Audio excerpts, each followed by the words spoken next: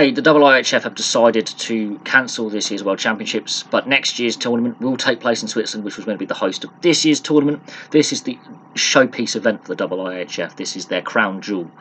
Every year, the World Championships is the big money maker for the IIHF, and to cancel it is a big blow to the prestige of the IIHF, but it's the right decision. They should have come to the decision at the same time they decided to cancel the Women's World Championships and the age level World Championships for the juniors. They should have come to this decision at the same time. The fact they've waited as long as they have means they're going by the Swiss government guidelines and working with the organisers.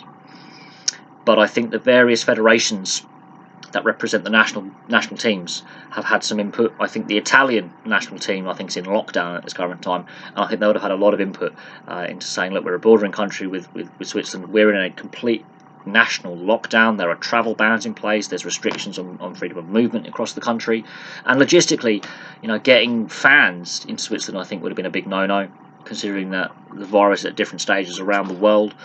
And I think the players' welfare and staff welfare of both the arena staff, organisers, and playing staff and coaching staff, I think, had to be weighed upon. I think the players have obviously voiced their concerns through their governing bodies to the IIHF, and the IIHF logistically and rightly have come to the right decision. I think, yes, I can understand why they would be concerned about legal side of things, contracts, sponsorship deals, TV deals, but obviously they've had meetings with all the various concerned parties and they've come to the right decision.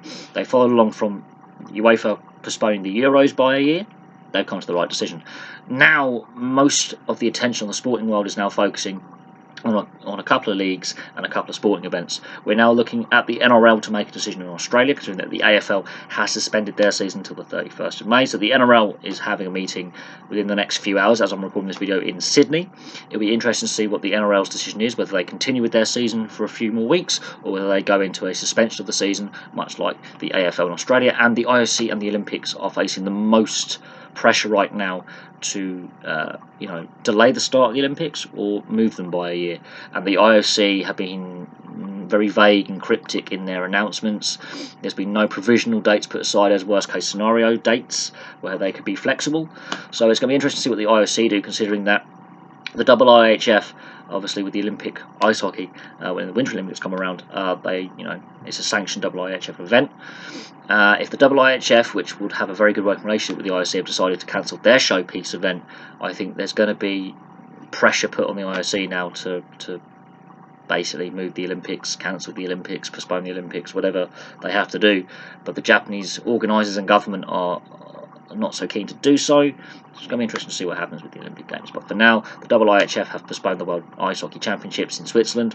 They will now take place a year from now, in May next year, which is a shame for the fans who would most likely be watching at home. But the player welfare, the playing staff, so the coaches, the backroom staff, the arena staff, and a whole host of other people connected with it, it's a public health emergency right now, and I think the right decision has been made, but it should have been made as soon as the women's tournament was suspended by a year as well. So we'll see what happens going forward with the IOC and the NRL, but for now, thank you very much for watching. I'll have some more videos for you very, very soon.